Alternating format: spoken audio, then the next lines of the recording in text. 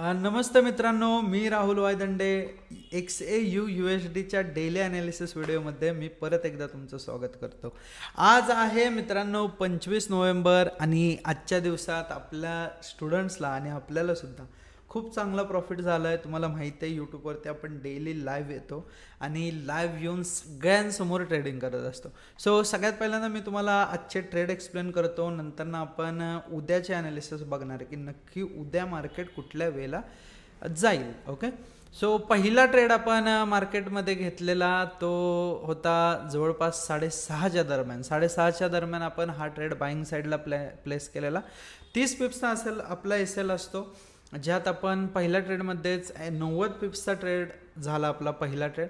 त्याच्यानंतर मित्रांनो आपण सेकंड ट्रेड प्लॅन केला अप साईडलाच होता तो 110 पिप्सचा ट्रेड आपण प्लॅन केलेला. त्यानंतर ही होती न्यूजमध्ये पण आपण बाईंग साईडला ट्रेड प्लॅन केलेला.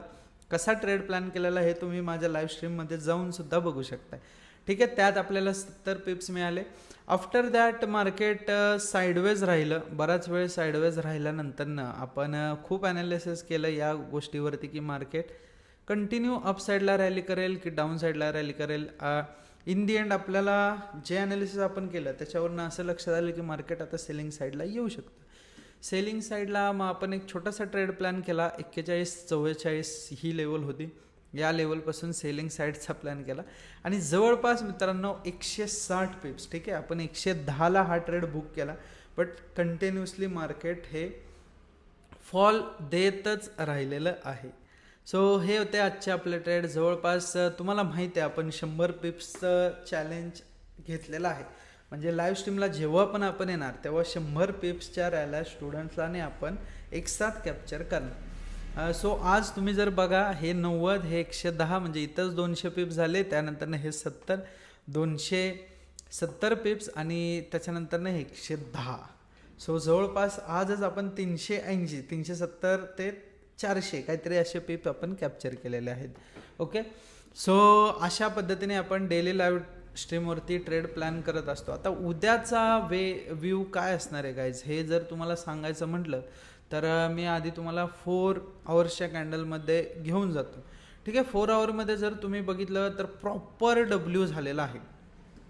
बघा 4 आवरवरती प्रॉपर डब्ल्यू झालेला आहे आणि डब्ल्यूची ही एक रिट्रेसमेंट आहे फक्त. ठीक आहे, ही रिट्रेसमेंट आहे मित्रांनो. ही एक लेवल महत्त्वाची मार्क करून ठेवा, 4151.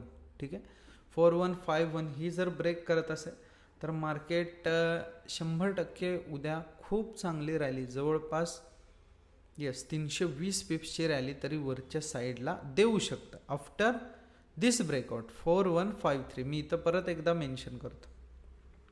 ठीक आहे, 53 किंवा 52 या ब्रेकआउट नंतरनं परत मार्केट एक अप साईडला रॅली देऊ शकतं. डाऊन साईडला जर मित्रांनो तुम्ही बघायला गेला तर डाऊन साईडला जास्त मोठं आपलं टार्गेट नसणार आहे.